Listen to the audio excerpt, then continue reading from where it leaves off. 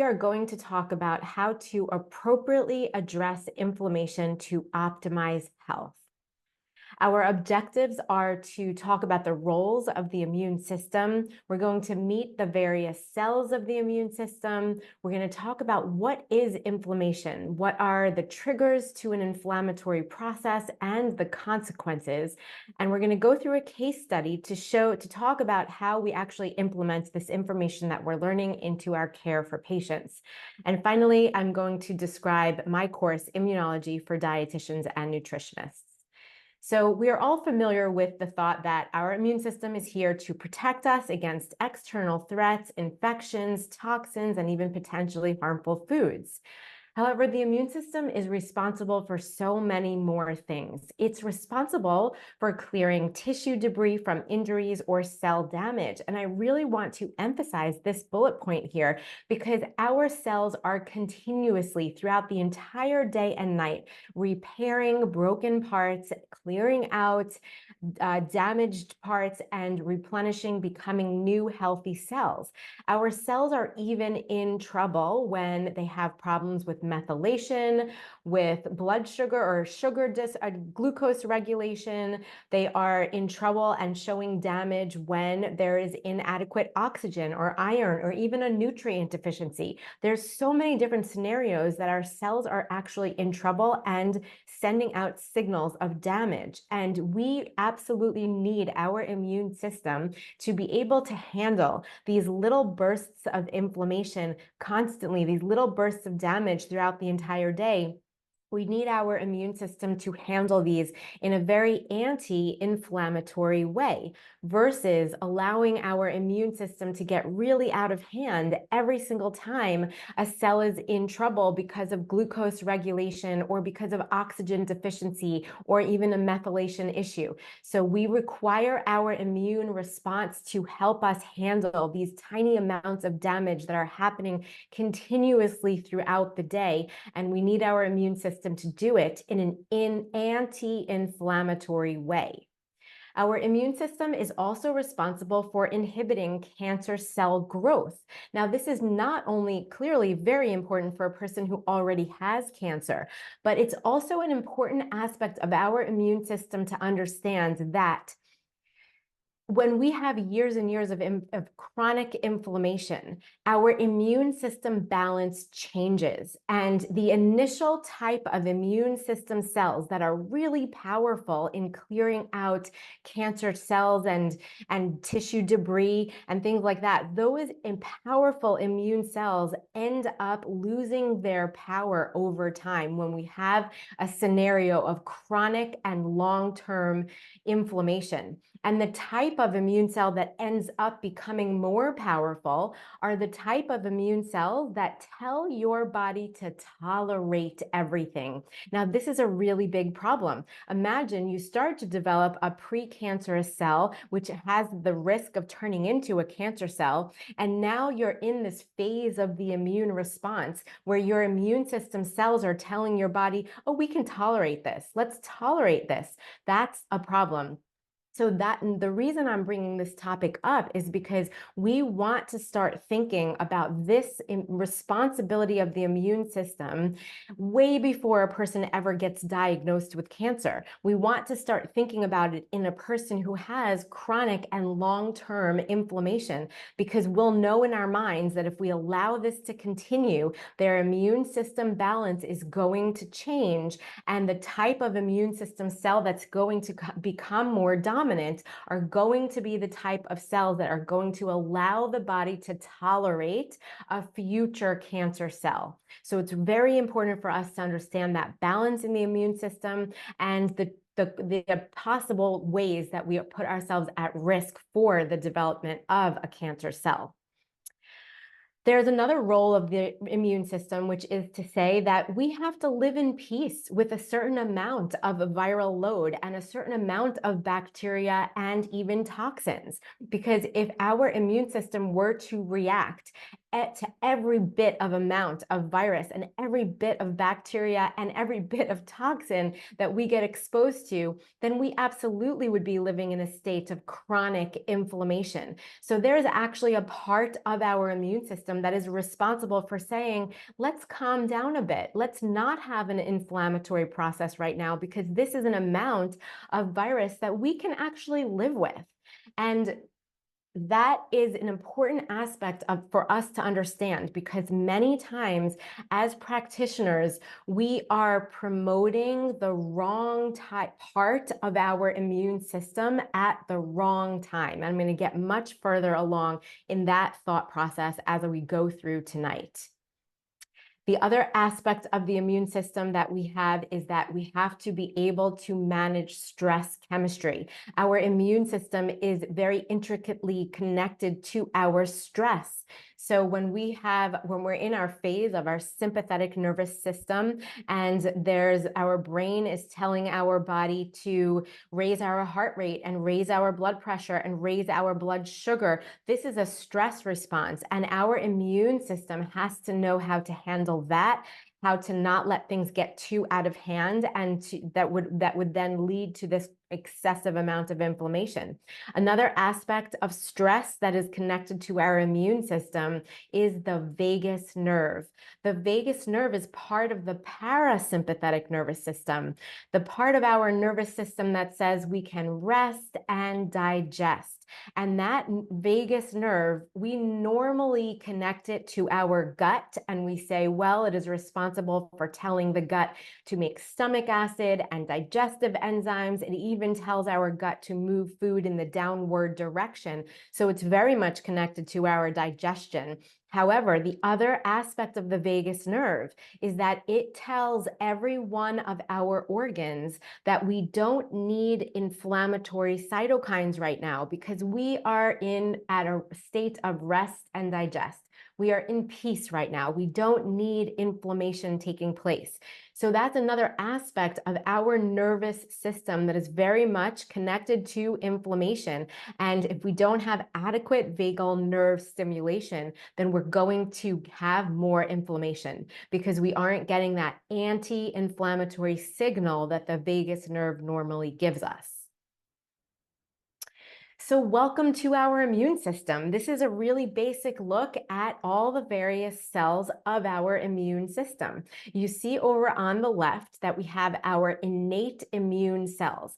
Our innate immune cells are very non-specific. What that means is they don't know the difference between bacteria and virus. They don't know the difference between food or cooked food or raw food. They really don't know anything about the differences between the things they're tasting. However, they taste things in their environment, and they sense if they feel like the thing they're tasting is dangerous. And if they think it is, then they're going to use weapons, like weapons that break up this pathogen into smaller pieces to destroy it, or they're going to try to poke holes in the thing that they just tasted to try to destroy it as well. And so these are a very important part of our immune system, because if we can clear something out, a pathogen, with just the help of our innate immune system, then the inflammatory process does not have to progress. And that's really helpful, because you're going to see as I continue through this slide that if we do have to move over towards the right and we do have to amplify an inflammatory response, that is how inflammation becomes much bigger and bigger and really amplifies. And that's how we get a much bigger inflammatory response, and it could be problematic. The other thing I wanted to point out about these innate immune system cells is you can see by their names, basophil, eosinophil, neutrophil. These are things that we can analyze. When we look at a complete blood count, we can count. We can literally understand the number of somebody's innate immune system cells, and we can begin to understand why. Does somebody get sick all the time? Is it because their innate immune system cells are insufficient, or are they excessive? We can really start to analyze a person's immune system balance just by looking at routine blood work. And I'm going to keep talking about that as I go through tonight.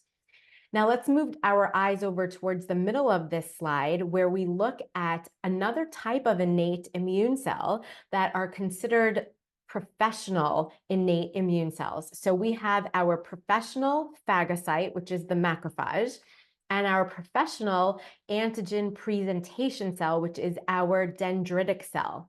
Now, these are innate immune cells, but they have a much more important responsibility, and that is they have to be the gateway towards our adaptive immune system. And it is these cells here that determine when an inflammatory process really does need to be amplified, because whatever the pathogen was that these cells tasted, it requires a much bigger inflammatory response to clear out. So that we understand from this perspective that the innate immune system cells were just not going to be enough, and we need help from a much more powerful and bigger response from our adaptive immune system cells. The other responsibility that these macrophage and dendritic cells have is they have to give instructions to those adaptive immune system cells as to what type of immune response do we need. And this is really important here because we need a different response. If imagine this macrophage tasted something really tiny that's the size of a bacteria, versus the macrophage tasting something much bigger that's the size of a worm or a parasite. So when that macrophage sees what it's tasting, it is going to talk to the adaptive immune system cells, and it's going to say, this is the kind of response we need because of the type of pathogen that we just got exposed to. And that's really important because as we go through tonight, we're going to talk about the various types of T cells and even B cells and immunoglobulins. And we're going to start to understand how we have this army and how, depending on which soldier gets stimulated or activated, that is what determines the type of immune response that we end up with. Now, you can see here, these are our B cells and our T cells. Those are our lymphocytes. Again, another measure that we can look at on our complete blood count. These are specific. This means that when the macrophage tells the B cell, we need an antibody that's going to recognize this little bacterial strain that we just got exposed to, that B cell is going to make an antibody that forever and ever and ever is specific for that specific bacterial strain. That means that the next time the body gets exposed to the same bacterial strain, you're going to have antibodies that are ready to go. They're running around your body and they're tasting to find that specific strain. And as soon as you get exposed to it, you're going to have an immediate response. And that's exactly why, as we turn from children into adults, we end up with a better immune system because we have immunity to things that we had been exposed to when we were younger. And now we have memory immune cells that will react immediately, and we might not ever feel the symptoms of getting sick. Same thing with our T cells. We will have specific T cells that recognize these specific pathogens, and we will have a quicker response in the future. T cells use cytokines as messages. That's a really important aspect here as well, because cytokines give us the symptoms of sickness. So as an example, when you have T cells that recognize a certain bacterial strain and they start to use cytokines to get the help of other T cells that will also attack this same bacterial strain, we end up with a lot of these different cytokines, the messages, and those messages tell your body to feel pain, to feel anxiety, to want to isolate yourself, to feel fatigue.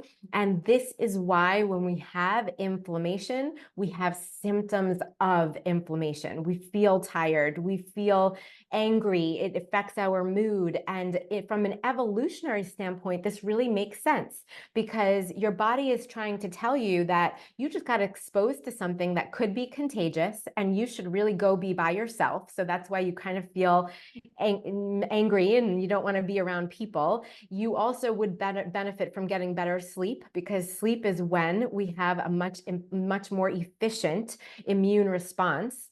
And you also want to remove yourself from the source of the pain. So it's very important for us to think of this in terms of when we as practitioners are seeing our patients and they are describing symptoms to us, we immediately want to connect those symptoms with inflammation. And we want to say, where is their immune system getting triggered? Because they're having those sickness behaviors, symptoms that are very much associated with the cytokines that your immune system creates.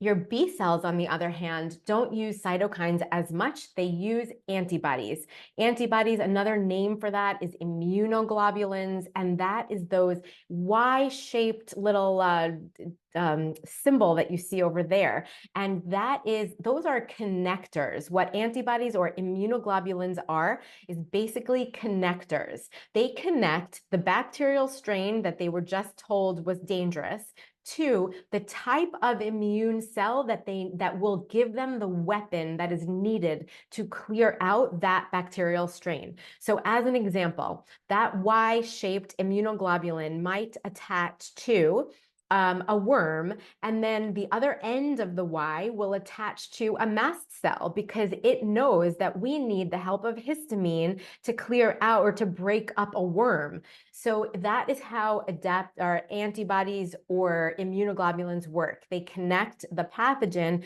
to the type of immune cell that's going to give them the necessary weapon to clear that pathogen. But the important piece to this slide is that when a macrophage or a dendritic cell give instructions to the adaptive immune system, that is when an immune process really amplifies. And that could be a good thing if there's a real threat that needs to be cleared out, but there's times where there's mistakes. You might get the wrong response from the wrong T cell for the wrong pathogen. There could be a time where you have a T cell attaching to self-tissue, and that would be inappropriate, because now we're going to create an immune response to self-tissue, which is autoimmunity. So hold on to all those thoughts, because I have a slide coming up in a little while to talk about where all the mistakes could happen. So this is a really complicated slide, and I'm not going to go through all the little aspects of this today. However, I want to introduce you to your army of T cells. These are your soldiers, and these are those T lymphocytes that use, and actually your immunoglobulins, which are listed over here at the very bottom. But these are your soldiers who are using cytokines to communicate and to clear out specific threats. Each one of these T cells has a different weapon that they use and a different responsibility. So we have T cells that are responsible for clearing out small bacterial strains and viruses. We have different T cells that will use different weapons to clear out bigger threats like worms or parasites. We have T cells that are there to tell your body to tolerate things. And we really need that, because we obviously don't want to have a reaction to every single food we eat. We don't want to have a reaction to self-tissue. So we do have to have an aspect of the immune system that is there to reduce an inflammatory response. We then have other T cells here that are responsible for things like mold and asthma, and some of these T cell responses are much more inflammatory.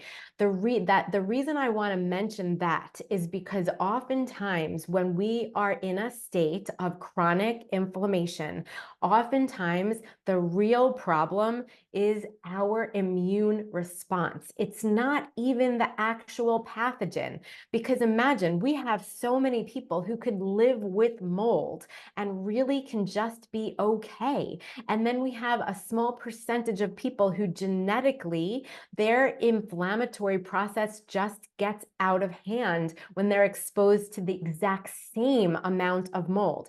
And it's their inflammatory or their immune response that is then causing them all of the discomfort and all of the problems that they end up having. It's the response of their immune system that is causing that. It's not even the actual pathogen. So that is another really important take-home message from this slide, is that sometimes we have to, as practitioners, understand the immune balance to know how to promote certain parts of the immune system, then inhibit other parts of the immune system. And that is something that I really delve deep into in my course. I teach you how to analyze a person's immune system balance and then what strategies to implement to rebalance their immune system so that they don't continue to have this hyper-inflammatory response that is causing them all this trouble.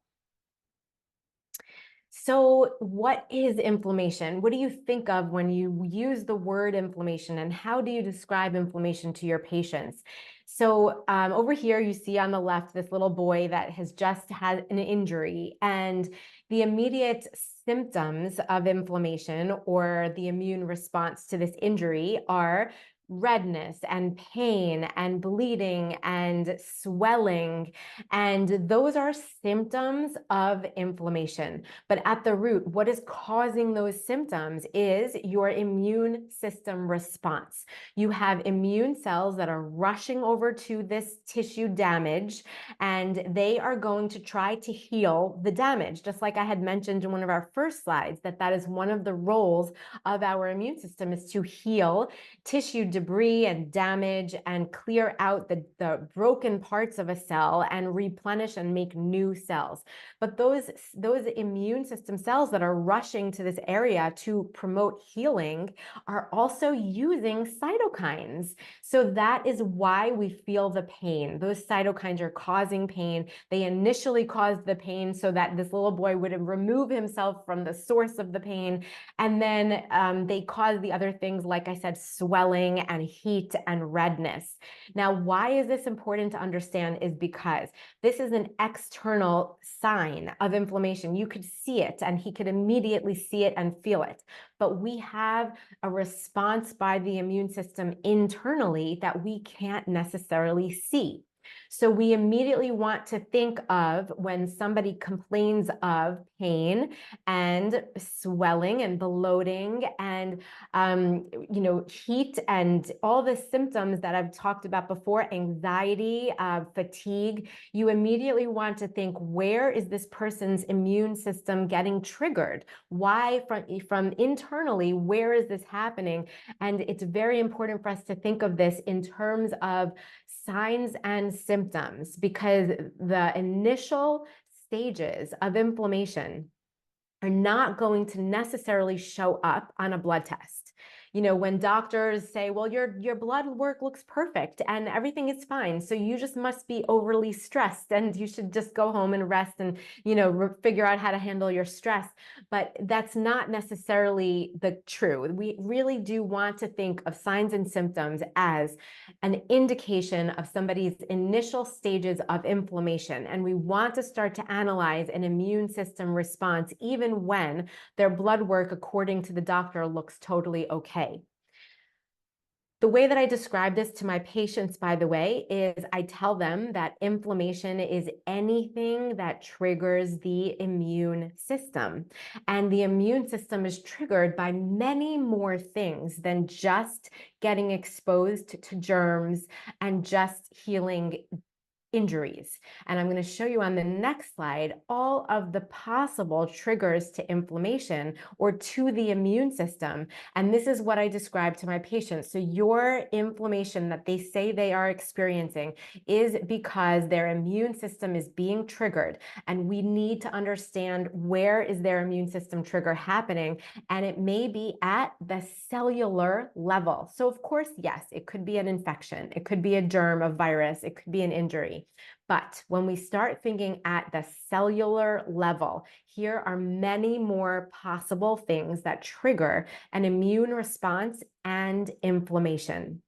Okay, blood sugar dysregulation. Why would that be a trigger to inflammation at the cellular level? And the reason is because when you have either too much glucose or not enough glucose coming into a cell, then the electron transport chain is going to have to slow down or speed up, depending on how much glucose is coming through that Krebs cycle and ending up triggering or activating the electron transport chain. If there's not enough glucose or too much glucose, then what happens is the electron transport chain is going to send out reactive oxygen species. Those reactive oxygen species are going to travel to the DNA of that cell, and it's going to say something's going wrong here. You're asking the electron transport chain to either move too fast or too slow. And because of that, we need the help of the immune system immediately.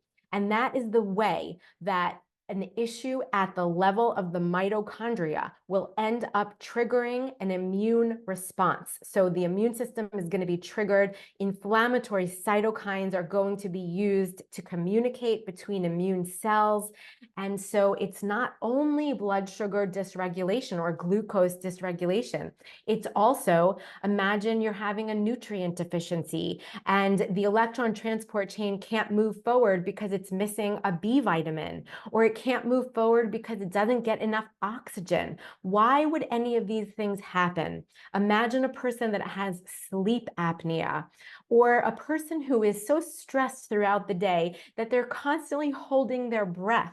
These are all reasons why oxygen is not becoming available in adequate amounts to the electron transport chain.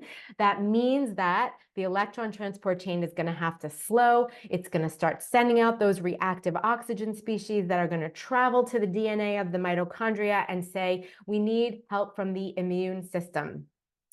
So this is a really important factor that we need to start understanding how these other possible triggers to the immune system are at the root of our patient's chronic inflammation and at the root of the symptoms that they are experiencing, because some of these things are not always easily analyzed in blood work, and doctors could miss these things. That's why we have to use the signs and the symptoms that our patients are describing to us to start to dissect this information and figure out where the issue is happening.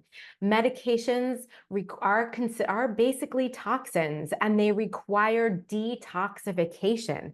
That's another aspect that we want to start understanding is, how is a person's detox pathways working? Are they able to make enough glutathione to promote their detox pathways to clear out the toxins that a person gets exposed to? Also, long-term use of these medications will eventually put burden on liver and kidney, and those end up creating inflammatory responses because those organs are no longer able to handle the amount of toxins that they're getting exposed to. From a genetic standpoint, there's a lot of possibility for inflammation. There are people who don't make enough glutathione. There are people that cannot clear out histamine adequately because of a genetic predisposition. There are people who make excessive amounts of a cytokine called IL-6. That is one of those messages that immune system cells use to communicate, and it triggers the amplification of an inflammatory response. And some people genetically just can't get rid of that that IL-6. Sorry, my computer is popping open my email and it's distracting to me. Give me 1 second. Okay.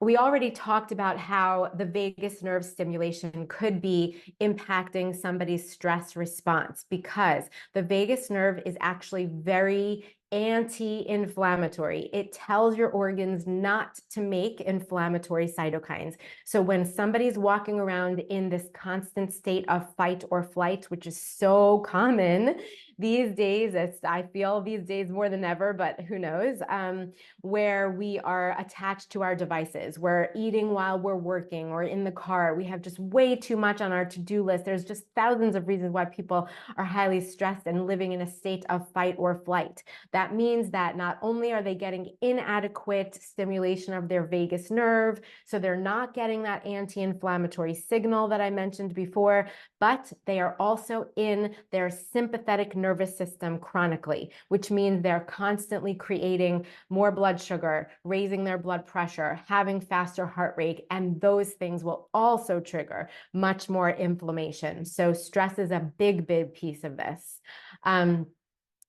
The inability to clear damaged tissue. I keep talking about this damaged tissue thing because it doesn't get enough attention, but it really is a big one, because if we can't clear out damaged tissue efficiently, that damaged tissue is going to continuously send signals of damage, which is the same thing as sending signals of being a virus or a germ. That is the same communication to the immune system that we're in trouble over here. This needs more immune response. This is a chronic inflammatory process that takes place. And eventually we end up, and this is the same thing I said before when I talked about the cancer cells, is eventually we convert or shift over to the type of immune cell that says, oh, let's just tolerate this. And that becomes a problem because we can't keep tolerating fibrotic tissue. Imagine the fibrotic tissue is in your lungs or in your kidney. It could be clogging these vessels and could cause so much problem. So we cannot allow for that immune system shift. And if we as practitioners are recognizing that this has already shifted, then there are strategies we can implement to shift the immune system back. This is fluid. This is not, it doesn't have to be static. It doesn't have to be where the immune system gets to this point and then there's nothing we can do. The important thing is that we know how to do it. Where I see a lot of issues is that people have, let's say, pain from an old injury where we know there's probably fibrotic tissue. And you know what we do? We give them a supplement that promotes the type of immune cell that creates tolerance. So we make the problem worse. We're literally amplifying the problem because we give them things like curcumin or even fish oil. Those help promote the type of T cell that tells your body to tolerate things. And here is a perfect example where we would not want to do that, and we're doing it all the time. So really, really important that we understand these things. And then food intolerances, sure, that's going to cause inflammation in the gut, things like that. But here, quickly, we're not going to go through every detail of the electron transport chain, but I just wanted to give you a picture of it because it is helpful to see it. Sometimes we need to visualize these things. And here is where the electron transport chain is handing off protons and electrons from one complex to the next towards the last complex, which is responsible for spitting out an energy, ATP. And this electron transport chain has a very controlled pace that it likes to work at. Now, if it is asked to move too fast because too many electrons are coming down from the Krebs cycle, or if this electron transport chain is asked to go too slowly because it isn't getting enough electrons from the Krebs cycle, or because there's a nutrient deficiency like niacin or riboflavin, or there's a lack of oxygen because of that sleep apnea or holding your breath.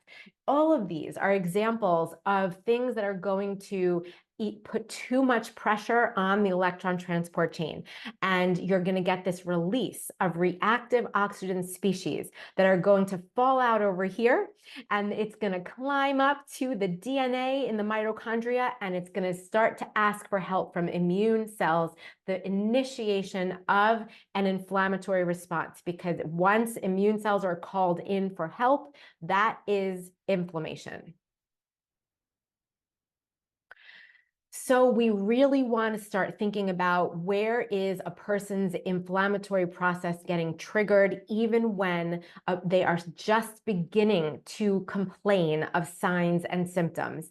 And any sign and symptom that a person complains of is an example of inflammation. Because when we don't, anytime we're in trouble, anytime we're in discomfort of any kind, that is meaning that the immune system is getting involved. That's just the way it is. So we can never, ever think that the immune system is not involved when somebody is complaining of discomfort. And then, of course, if we allow those signs and symptoms to linger, then they turn into chronic conditions. Now, I think it's kind of obvious. I think most of us already know that inflammation is at the root of these chronic conditions. But I really wanted to point out the one to you, because sometimes this is not as much associated with inflammation in practitioners' minds as it should be, and that is osteoporosis. We are so quick to say, oh, osteoporosis is because this person is not getting enough calcium.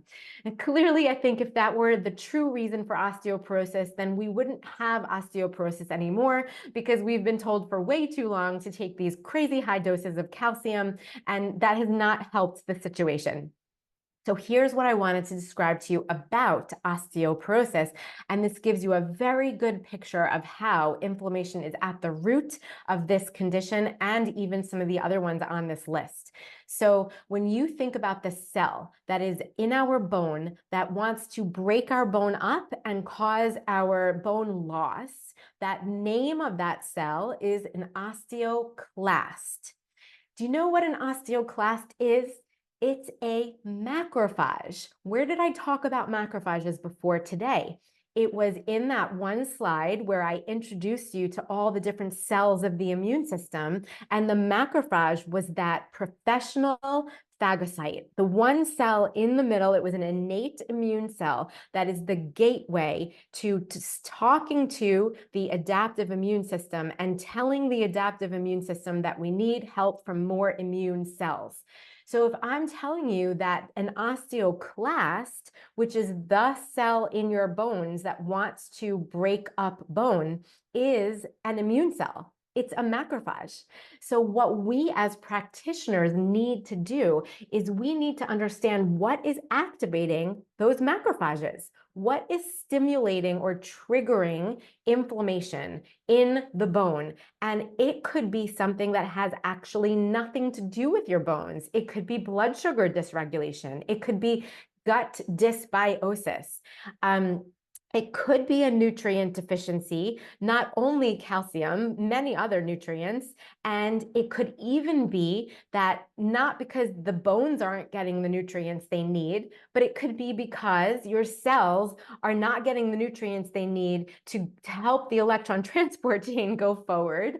And the electron transport chain is sending out those reactive oxygen species that is then talking to the DNA of the cell and telling the DNA of the cell that we need help from other immune cells. And that's a trigger to inflammation, not necessarily because the bone isn't getting the nutrients it needs to build, but more so because not getting nutrients that we need triggers inflammation from that indirect way that I would just explain to you.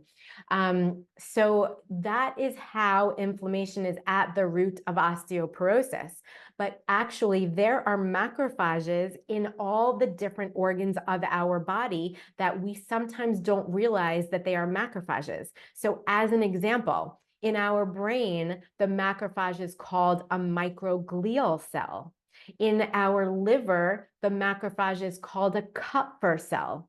So when we start to think of these cells as immune cells, we can much better understand, or at least much better investigate, What is triggering inflammation at the level of the brain? What is triggering inflammation at the level of the liver that could be leading to the non-alcoholic fatty liver that this person is experiencing, or Alzheimer's, cognitive decline at the brain? So understanding this intricate connection between your immune system and all the organs of your body, and how we can use signs and symptoms to address an inflammatory response way before it ever turns into one of these chronic conditions. These are all tools that we should be taking really big advantage of.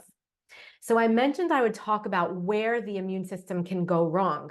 And there are several different ways, and I mentioned a couple of them. The immune system could be using the wrong weapon for a particular threat. So what if the response that the immune system is giving is really meant for a worm, but it was only a bacterial strain that you were exposed to? So it's the wrong weapon, and that creates a lot of problems. And one example is the mast cell activation, which we won't get into right now, but that's an example of the immune system using the wrong weapon, probably most of the time, for the threat that it's getting exposed to. The other thing is that the immune system could be reacting to something that's not truly threatening. What if your immune system is reacting to foods, or to self-tissue, or even things that we breathe in the air that hopefully we should have this part of our immune system that says, no, no, no, this is okay. We don't need to react to this thing. The immune system reaction, it could be not sufficient for the type of threat that you're exposed to. So that means you could have an immune response, but it wasn't enough. And the threat lingers even after your immune system has already decided to turn off the inflammatory response. But then the thing lingers and causes a lot of damage. And then the last one is that the immune system response could be prolonged. And that is an example of, like I told you before, where sometimes it's not the actual virus or the actual mold that is really causing all of our discomfort. It really could be our own immune response that is just never turning off. So some misconceptions, I'm sure we still have good time.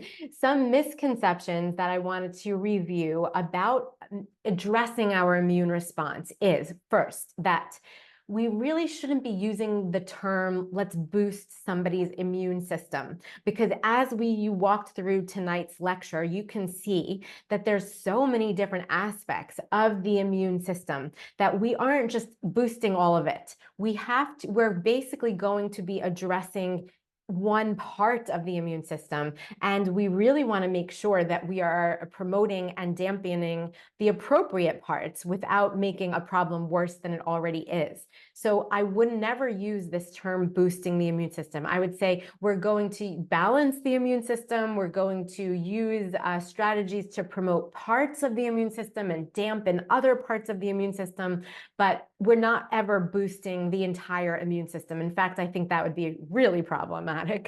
Number two is we really have to be careful about these supplements that are meant to promote the type of immune cell that is there to tolerate everything, because we don't want to tolerate everything. There's plenty of things that we actually have to promote an inflammatory response to make inflammation more efficient and sufficient, rather than promoting the part of the immune system that wants to dampen everything and wants to slow the immune response. So we shouldn't be using these supplements unless we understand the immune balance better. Do I think a plant-based diet is always preferred? Absolutely not. Everybody is individual. There's never a one-size-fits-all. A plant-based diet could be great for one person and really problematic for another person. So and I'm not going to get into the details in this, but there's things that we have to understand about the immune system, about a person genetically, whether they're able to convert the type of nutrients that you get from plants into the type that our body can use. Not everybody can make those conversions efficiently. And there's even things that could happen from excessive amounts of antioxidants that could actually impact the immune response in a negative way. So there's a lot we need to think about before we make those recommendations to people. Do I think the gut is the root cause? And actually, no, I think it could be. I'm not saying it's never, it could be the root cause for a lot of inflammation. And it also can be affected by a lot of inflammation. So inflammation could start somewhere else, and then the gut ends up being affected by it. But I don't always think that the gut is the be all end all. I really think we have to have a much more holistic perspective on this and think about all the different places where inflammation can be triggered. And it's not always at the root is the gut. And finally, do I think that we need to test and not guess on everything? And I actually think that there's a lot that we can do even before having advanced tests. I do think that we should make better use of our routine blood work because that's available to us. And I don't think that we are currently taking enough advantage of the information that we can get from routine blood work with regards to analyzing an immune response. So I think we should use those more than we already are, but I don't necessarily think that we need to immediately order advanced testing. I think that we can make plenty of recommendations that are very helpful before we ever need to use advanced tests. So here's this patient case study, and this patient has a lot of inflammation, a lot of autoimmune conditions, psoriasis, constipation is an example of gut dysbiosis and inflammation in the gut. Dyslipidemia, so high cholesterol, is another very big indication of inflammation, metabolic syndrome. You know, this person is probably having extra fatty tissue, and fatty tissue actually secretes inflammatory cytokines. So just having too excessive amounts of fat on the body could cause inflammation. Insulin resistance, so there is blood sugar dysregulation. Plenty of examples of inflammation here. Probably one thing I'll mention about the autoimmunity is that we would want to consider whether there's a certain food that the immune system is connecting to self-tissue, because that often is what happens with autoimmunity, is that immune cell that is recognizing this person's skin, psoriasis, as a pathogen and wanting to attack the skin, it may be looking at certain foods like gluten or dairy, and it might say, wow, that molecular structure in that gluten looks just like her skin. So that memory immune cell, that antibody that is reacting to the skin, is going to get triggered every time this person eats that food. And that is why there are foods that are connected to the autoimmune process. And we talk through in my course how to walk through an elimination diet to determine if a food is truly triggering of somebody's autoimmune process. I want to talk just a minute about the blood work that I look at in analysis of these things. And I really want to make sure we are differentiating between our complete blood count and our other direct markers of an immune response. These numbers here are literally analyzing somebody's immune system cells. So they're a very direct measure of how many T lymphocytes this person have versus their neutrophils, or versus those in other innate immune system cells like their basophils and eosinophils. And we're talking about their immune system cells very directly versus all these other markers that we often associate with inflammation, but they are indirect markers. They might be things that cause an immune system imbalance. So they might be things that trigger the immune system and affect their direct numbers, or their direct numbers might affect these numbers here. So it could kind of go back and forth. But these, I do want to make sure we understand that these are indirect measures of inflammation versus those numbers over on the left that are direct numbers of our immune system cells. And there's a lot we can learn about being able to analyze all of these things, the direct and the indirect numbers. So here's just a picture. I'm not going to walk through how we analyze this right now, but clearly you can see here how we can look at these numbers and see how a person's immune system is reacting in the moment. We might not know exactly what it's reacting to, and that's where we have to start asking a lot of questions and start really thinking about what inflammatory triggers the person is experiencing. But we can learn from here whether their immune system is getting triggered. So here are just some thoughts that I had for this patient. Really, these are not groundbreaking. I don't think that any of these recommendations that I'm writing here are things that you might not have thought of all on your own.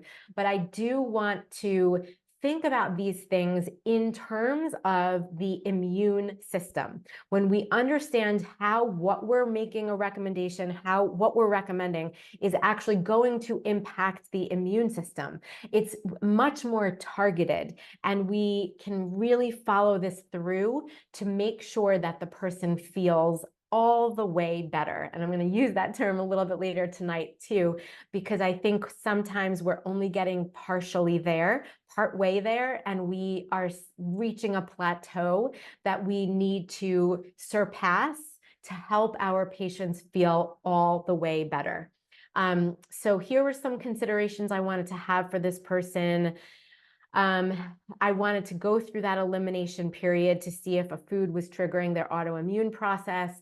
I wanted to shift this person away from intermittent fasting because that is definitely going to trigger a stress response that this person is not ready to handle. So excessive amounts of exercise and intermittent fasting are not always appropriate. And we need to be able to understand how those things are impacting a person's immune balance, and if they're in the time of their life that they can handle that kind of thing or not.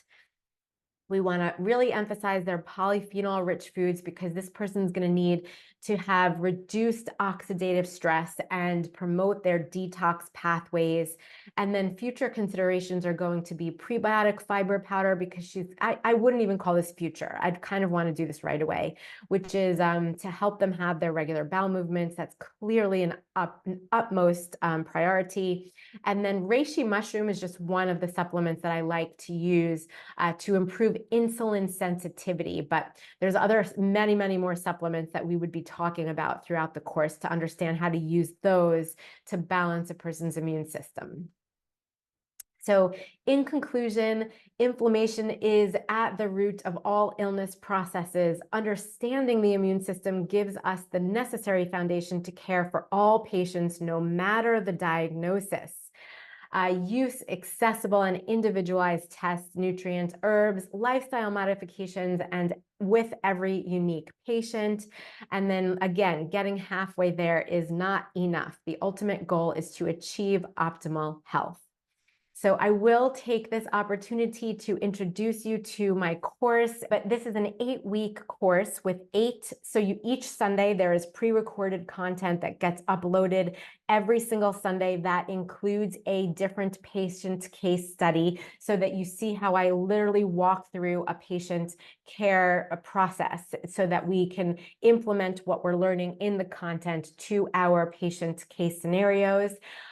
Every Wednesday, there is a live themed Q&A session where I teach from my whiteboard, and we start from the level of the mitochondria, and we really dig into that electron transport chain and the Krebs cycle, and we understand what those reactive oxidant species are doing. We then take a step further back each week to finally get to chronic conditions and really understand the root of all those symptoms and chronic conditions that I pointed out tonight. We talk through all the different food recommendations that I would make, supplement and lifestyle recommendations, and really how to analyze inflammation and restore optimal health. So I'm not going to spend way too much time on all of these. These are all the different topics that we go through during the course content, and then these are the topics that we go through in the live sessions. And I will just go here to this is the 60 minutes of pre-recorded videos each Sunday, the live sessions each Wednesday. And then there's also a discussion forum that we get to talk to each other, share case studies, analyze things. There's lots of good discussion that goes on throughout.